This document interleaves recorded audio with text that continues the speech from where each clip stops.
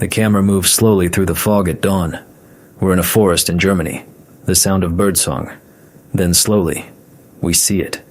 A crumbling, concrete wall, overgrown with moss. This was once a concentration camp. When we talk about the heroes of World War II, we tell the same stories.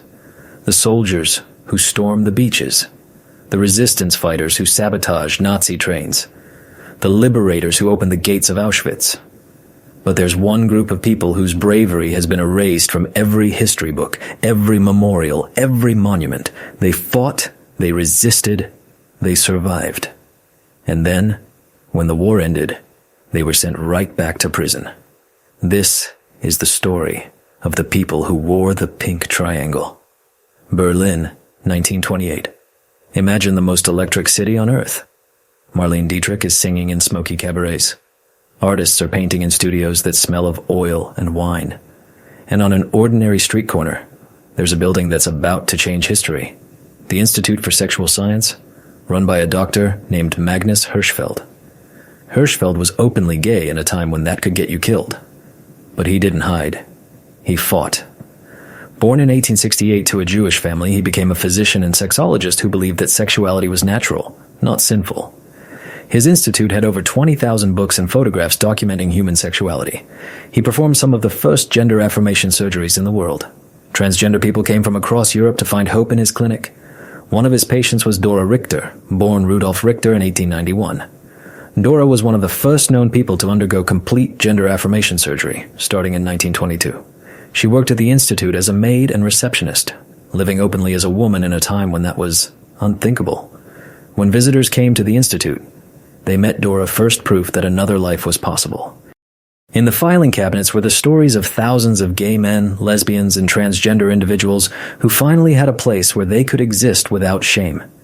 Hirschfeld's institute wasn't just a clinic, it was a lifeline.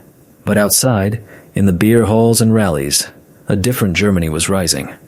A man with a small mustache and a voice like gravel was screaming about degeneracy, about purity, about the disease that was infecting the fatherland. January 30th, 1933. Hitler becomes chancellor. Within weeks, the raids begin. Stormtroopers burst into gay bars, drag people into trucks. They keep lists, names, addresses, everyone who ever visited the wrong club or signed the wrong petition. May 6th, 1933. 100 Nazi students march toward Hirschfeld's institute. They break down the doors. For 4 days, they loot everything. Books, patient files, photographs, medical records. Dora Richter was inside when they came. No one knows what happened to her. She simply disappeared. Most historians believe she was murdered that day or shortly after. She was 42 years old. Then they pile everything in the street, the life's work of the man who dared to say that love was not a crime.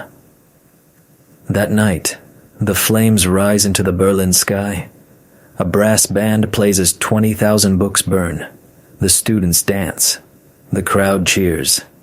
And in the ashes are the names and faces of thousands of people who had trusted Hirschfeld to keep them safe. Those names went directly to the Gestapo. Hirschfeld himself was in France on a lecture tour. He never returned to Germany. He died in exile in 1935, his life's work destroyed, his patients scattered or dead. Paragraph 175 of the German Criminal Code had existed since 1871, making sexual acts between men illegal, but the Nazis transformed it into a weapon of terror. In 1935, they expanded the law. Now it wasn't just sexual acts, it was a glance, a letter, a touch, even a thought expressed aloud. Heinrich Himmler, head of the SS, was obsessed with homosexuality. He believed it was a threat to the Aryan race, that gay men wouldn't produce children for the Reich. He established the Reich Central Office for the Combating of Homosexuality and Abortion in 1936, treating both as equal crimes against the state. The Gestapo created pink lists, massive databases of suspected homosexuals. They raided gay bars and bathhouses, forcing those arrested to give up names of friends and lovers. Each arrest led to 5 more, then 20 more. The network spread like a spider's web. Between 1933 and 1945, approximately 100,000 men were arrested under paragraph 175. About 50,000 were convicted and imprisoned. Between 5,000 and 15,000 were sent to concentration camps, forced to wear a pink triangle on their uniform so everyone would know what they were. The pink triangle wasn't just a label. It was a death sentence. This is where we meet Wilhelm von Rosen and Willy Meyerhofer. Their story is one of the most heartbreaking and beautiful to emerge from this dark time. Wilhelm von Rosen was born into Danish nobility in 1900. Tall, elegant, intellectual, he was openly gay in Copenhagen's relatively tolerant society. He lived with his partner, Willy Meyerhofer, an Austrian Jewish man. They had been together since the 1920s, living quietly in Copenhagen, building a life together. When the Nazis occupied Denmark in 1940, everything changed. The Danish government initially maintained some autonomy, which protected its Jewish citizens. But Wilhelm and Willie knew it couldn't last. Wilhelm was terrified not for himself, but for Willie. As a Jewish man in Nazi-occupied Europe, Willie's life was in constant danger. In 1943, the Nazis ordered the deportation of Danish Jews. The Danish resistance sprang into action, smuggling nearly all of Denmark's 7,200 Jews to neutral Sweden. Wilhelm used every connection his noble family had, every favor owed, to get Willie on a fishing boat to Sweden. But Wilhelm made a choice that still echoes through history. He didn't go with him. "I can't abandon Denmark," he told Willie on the dock. "These are my people. I have to stay and fight." Willie begged him to come. They had built a life together for over 20 years, but Wilhelm was determined. He kissed Willie goodbye and sent him across the dark water to safety. Wilhelm joined the Danish resistance. He used his family's estate to hide refugees and Allied pilots. He passed information to the British. And then, in 1944, someone betrayed him. The Gestapo arrested Wilhelm not for resistance work, but under paragraph 175. They had found letters, beautiful, aching love letters he had written to Willie over the years, letters describing their life together, their dreams, their love, evidence of his crime. Wilhelm was sent to Neuengamme concentration camp in Germany, prisoner number 28754. He wore the pink triangle. Life in the camps for pink triangle prisoners was hell beyond hell. They were at the absolute bottom of the camp hierarchy. Even other prisoners were encouraged to abuse them. Guards gave them the most brutal work details, the stone quarries where men dropped dead from exhaustion, the medical experiment blocks, the latrine duty that exposed them to disease. The survival rate for pink triangle prisoners was catastrophically low. While approximately 40% of all concentration camp prisoners died, the death rate for those wearing the pink triangle was closer to 60%. Many didn't survive 3 months. Sexual violence against these men was constant and deliberate. Guards and capos raped them as punishment. Other prisoners raped them to assert dominance. The Nazis had declared them sexual deviants. Now they would be treated as such. But the cruelest torture was psychological. SS officers would sometimes force pink triangle prisoners to watch as someone they loved, a former partner, a friend from the outside, was beaten or killed in front of them. The message was clear. Love itself was the crime, and this was the punishment. Wilhelm von Rosen endured this for 8 months. He worked in the clay pits, hauling massive loads in the freezing cold. He was beaten regularly. His aristocratic background, which might have afforded him some protection as a political prisoner, meant nothing with the pink triangle on his chest. In the spring of 1945, as Allied forces closed in, the Nazis began evacuating camps. On April 26, 1945, just days before the war ended, Wilhelm von Rosen died during a forced death march. He was 44 years old. In Sweden, Willy Meyerhofer waited. When the war ended, he made inquiries, searched refugee lists, contacted the Red Cross. Finally, the news came. Wilhelm was dead. Willie never recovered. He had survived the Holocaust, but he had lost the love of his life. He lived alone in Sweden, surrounded by Wilhelm's letters, until his own death in 1952. He was 55. Friends said he died of a broken heart. Their letters were discovered decades later in an archive. In one, Wilhelm wrote, "My dearest Willie, if I should not survive this darkness, know that every moment I lived with you was a moment of light. They can imprison my body, but they can never imprison what we had. That belongs to us alone, and it is free." But Wilhelm and Willie were not alone in their love and loss. Gad Beck was 15 years old when the Nazis took power. Half Jewish, openly gay, and absolutely fearless. While most people hid, Gad did the opposite. He joined a Jewish resistance group called Chugchaluzi and started smuggling people out of Berlin. But Gad had another mission, one born of love. He was in love with a boy named Manfred Lewin. Manfred had blonde hair and blue eyes, looking like the perfect Aryan boy. That's what saved them, for a while. They could walk down the street holding hands, and people thought they were just friends, brothers maybe. They met in secret in bombed-out buildings, in the back rooms of safe houses. They kissed while air raid sirens wailed overhead.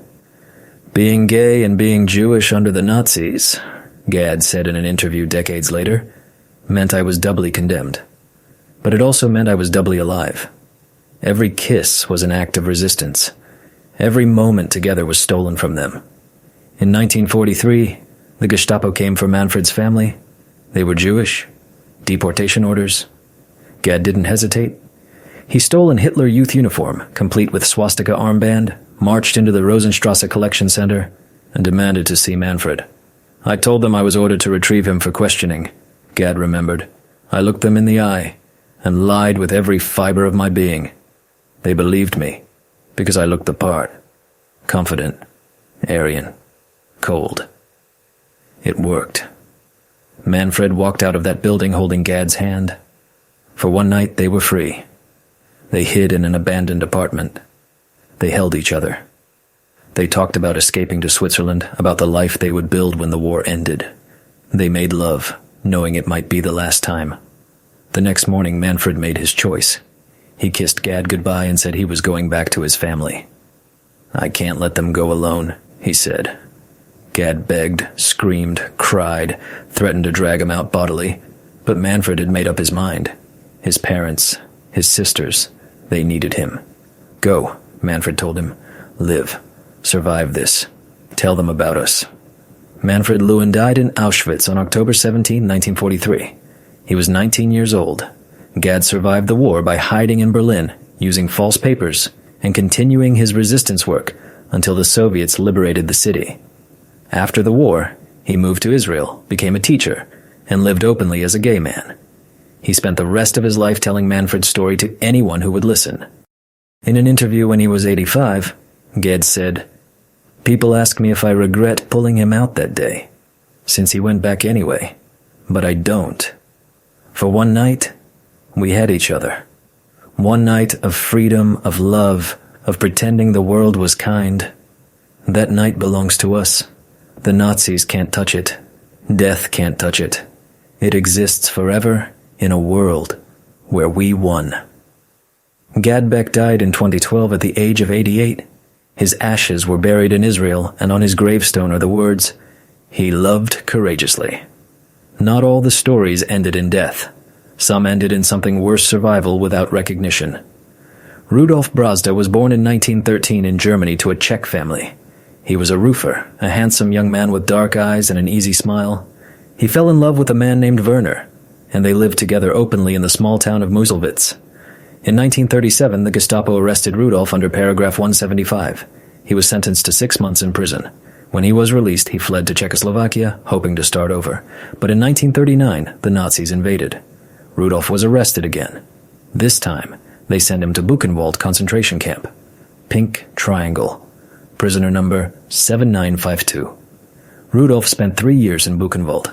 He worked in the quarries. He survived typhus. He watched hundreds of men wearing pink triangles die around him from exhaustion, from beatings, from despair. Many took their own lives, throwing themselves onto the electrified fence rather than endure one more day. But Rudolph had something many didn't, a protector. A capo, a prisoner given authority over others, took a liking to him.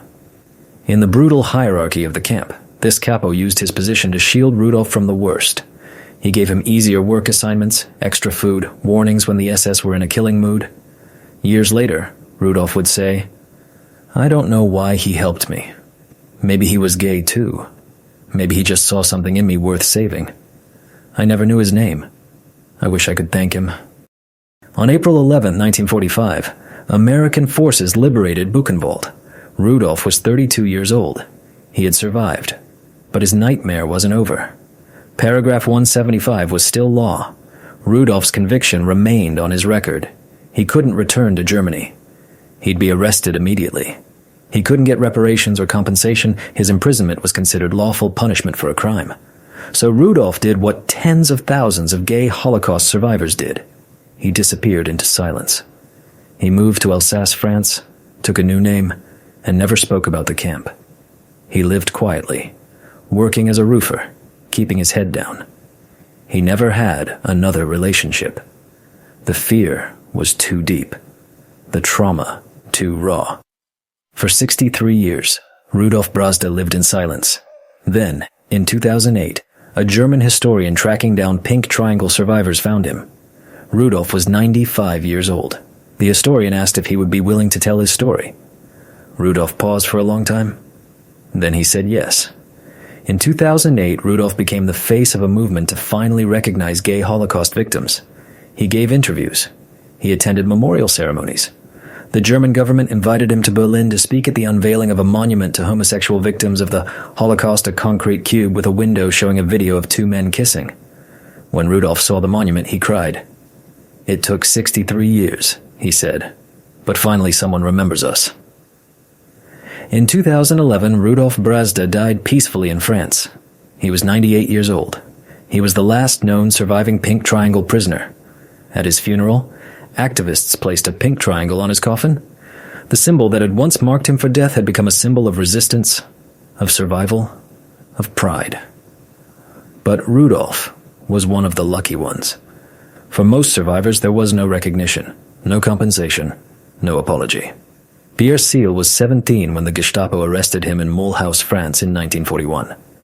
His name had been on a list. He'd reported a stolen watch to the police, and an officer had found his name in the records of a youth social club known to be frequented by gay teenagers. That was enough. They tortured him, beat him, raped him with pieces of wood, demanded names of other gay men. When Pierre wouldn't talk, they sent him to the Schirmeck-Vorbrück camp in Alsace. In an interview decades later, his voice shaking, Pierre described what he saw there. "They brought my friend Joe into the yard. We had been together. We were in love, the way only 17-year-olds can be in love. They stripped him naked in front of all of us. Then they released German shepherds." Pierre paused, unable to continue. Then, "The dogs tore him apart while he screamed. We were forced to watch. If you looked away, they shot you. I had to watch the boy I loved die the most horrible death imaginable. And then we went back to work." Pierre survived the war, but he told no one what had happened. He married a woman, had children, built a normal life. The shame, the terror, the fear that even in peacetime he could be arrested again, it kept him silent for 50 years. In 1982, his wife found documents from the camp hidden in a drawer. She confronted him. The marriage ended in divorce shortly after. She couldn't process what he had been through, what he was. In 1989, the German government invited concentration camp survivors to a memorial ceremony. Pierre saw the invitation and made a decision. He would speak. At 70 years old, Pierre Seel became the first French person to publicly testify about being deported for homosexuality. His testimony was devastating. He described the torture, the rape, Joe's death, the decades of silence. The French government's response? They initially denied that France had ever deported gay men. They said he must be confused, that his memory was faulty, that there were no records of such deportations. It took years of fighting, but eventually Pierre's testimony was verified. In 2001, the French government finally acknowledged that gay men had been persecuted under Nazi occupation with French collaboration. Pierre Seel died in 2005. He was 82 years old. In his final interview, he said, "I spoke not for me, but for Joe. For all the boys like Joe who died without anyone knowing their names. Someone had to say it happened. Someone had to make them remember." The scale of the persecution is still being calculated. Historians estimate that between 1933 and 1945, approximately 100,000 men were arrested under paragraph 175 and related laws across Nazi-occupied Europe. About 50,000 were convicted and served prison sentences. Between 5,000 and 15,000 were sent to concentration camps. But these numbers are incomplete. They don't count the men who were never arrested, but lived in constant terror. The men who married women to hide. The men who took their own lives rather than face exposure. The lesbians who faced social persecution and violence but weren't covered under the law. The transgender people who simply disappeared from records. And they don't count what happened after liberation. When Allied forces opened the concentration camps in 1945, they found the starving, the dying, the barely alive. They photographed the piles of corpses. They documented the gas chambers. They took testimony from survivors. But when they came to the men wearing pink triangles, something different happened. Many Allied commanders looked at the pink triangles and saw not victims, but criminals. Homosexuality was illegal in the United States, Britain, France, and the Soviet Union.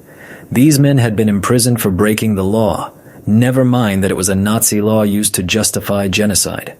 Some pink triangle prisoners were immediately rearrested by Allied forces and transferred to regular prisons to finish their sentences. Their time in concentration camps didn't count. They had been there for committing a crime, after all. One man, Karl Gorath, survived Neuengamme concentration camp for 3 years. When British forces liberated the camp in May 1945, Karl thought he was free. Instead, he was arrested and sent to a German prison to serve out the remainder of his paragraph 175 conviction. He wasn't released until 1948. Another man, whose name wasn't recorded, tried to claim compensation from the German government in 1957 for his time in Sachsenhausen. The claim was denied. The reason? He had been imprisoned for criminal activity, homosexuality. Therefore, his imprisonment was lawful, and he deserved no reparations. This wasn't an isolated incident. For decades, the West German government refused compensation to Pink Triangle survivors on the grounds that their imprisonment had been legal under German law. Paragraph 175 remained on the books in West Germany until 1969, and a modified version wasn't fully repealed until 1994. East Germany kept it until 1988. Think about that. The law that sent thousands to their deaths remained in effect for 49 years after the war ended. The erasure of gay Holocaust victims was systematic and deliberate. When Holocaust memorials were built, Pink Triangle victims weren't included. When survivors gave testimony, their stories were often excluded from official records. When historians wrote about the camps, they focused on Jews, political prisoners, Roma, everyone except the homosexuals. Why?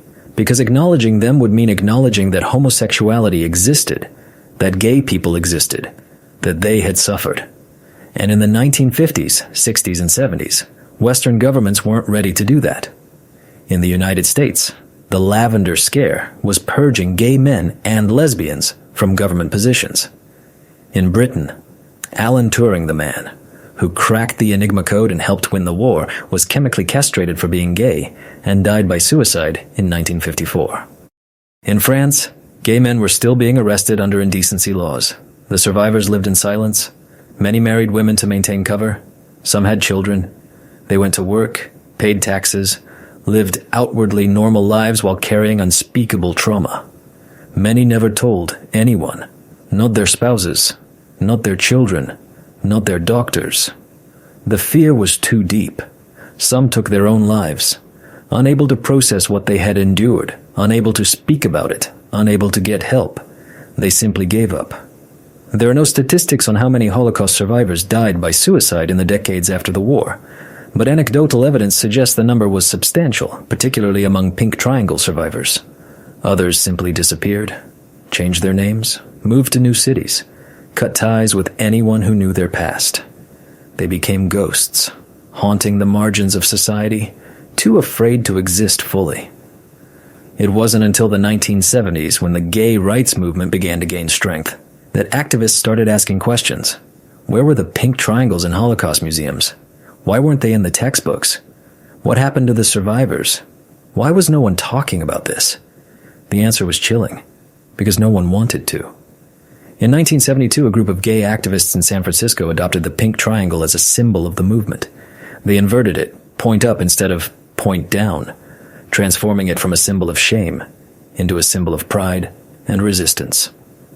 Silence, death, became the rallying cry. Slowly, academics began researching. In 1977, historian Rüdiger Lautmann published the first major study on the persecution of homosexuals under the Nazis. His findings were shocking even to Holocaust scholars. Pink Triangle prisoners had among the lowest survival rates of any group in the camps. In the 1980s, survivors began speaking out, first in small gay publications, then in documentaries, then in books. Each testimony was an act of courage. Many feared they could still be prosecuted, still be shamed, still be rejected. The 1997 film, Paragraph 175, by Rob Epstein and Jeffrey Friedman, brought the stories to a wider audience. The documentary interviewed some of the last living survivors, now in their 80s and 90s, many speaking publicly for the first time. One survivor, Gad Beck, said in the film, "For 50 years, people asked me about being Jewish in the Holocaust. No one asked about being gay. It was as if that part of me didn't exist, didn't matter, didn't suffer. But it did. God, it did." In 2002, the German government finally issued an official apology for the persecution of homosexuals under Nazi rule. They pardoned all men convicted under Paragraph 175. But by then, the vast majority of survivors were dead. In 2005, the European Parliament adopted a resolution remembering all victims of the Holocaust, explicitly including those persecuted for their sexual orientation. In 2008, the memorial to homosexuals persecuted under Nazism was unveiled in Berlin's Tiergarten Park. It's a concrete block with a small window. When you look through the window, you see a video playing on a loop, two men kissing. The message is clear. This is what they died for. Love. But even this memorial caused controversy. Some argued that it shouldn't show two men. It should alternate between male and female couples to include lesbians. Others said it was too sexually explicit. The debate revealed how uncomfortable society still was with acknowledging gay existence. Similar memorials have since been erected in Amsterdam, San Francisco, Sydney, and other cities. Pink triangle plaques mark the sites of former gay bars raided by the Nazis. Streets are named after Magnus Hirschfeld and other activists. Schools teach about Paragraph 175 alongside teaching about the Yellow Star, but it took 70 years. 70 years of silence, shame, and erasure before history began to acknowledge what happened. Today, only a handful of sites remain that tell this story comprehensively. The United States Holocaust Memorial Museum in Washington, D.C., has a permanent exhibition on Nazi persecution of homosexuals. The memorial in Berlin stands as a testament. Archives in Amsterdam and Berlin house the documents, the pink lists, the letters. But in many Holocaust museums, the pink triangle is still a footnote, a small plaque, a single sentence in a larger narrative. The focus remains on the groups whose suffering was acknowledged from the beginning. Some argue this is appropriate. Gay men weren't systematically murdered in gas chambers the way Jews were. But this misses the point. The Holocaust wasn't just about the method of killing. It was about the systematic dehumanization, persecution, and murder of people deemed unfit to exist. And by that measure, gay men and lesbians, transgender people, anyone who didn't conform to Nazi ideals of sexuality and gender, they were absolutely victims of the Holocaust. More importantly, they were denied the one thing every Holocaust survivor deserved: recognition, memory, the acknowledgement that what happened to them mattered. The camera returns to the crumbling camp wall in the German forest. The fog has lifted. Sunlight filters through the trees. Birds are singing. Today, pride parades around the world feature the pink triangle prominently. What the Nazis meant as a mark of shame has become a symbol of resilience, of defiance, of pride. At memorials in Berlin, Amsterdam, San Francisco, people leave flowers beneath pink triangle monuments. They leave notes. We remember. You were not forgotten. Your love mattered. In 2017, Germany announced that it would compensate men convicted under Paragraph 175, even those convicted after 1945. Each surviving victim would receive $3,000 and an additional $500 for each year of imprisonment. It was too little, too late. Only about 50 men were still alive to receive it. But it was something. An acknowledgement. An apology. In classrooms now, teachers talk about the pink triangles alongside the yellow stars. Students learn about Magnus Hirschfeld's Institute, about Dora Richter, about Gad Beck, and Manfred.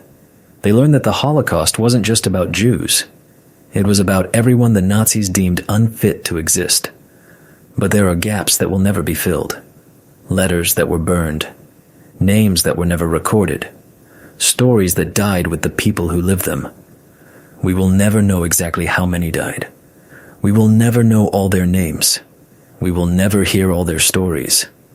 What we do know is this. They loved in a world that wanted them dead, and that was the most dangerous, most courageous thing they could do. Gad Beck, before he died in 2012, gave his final interview. He was 88 years old, confined to a wheelchair, but his mind was sharp and his voice was strong.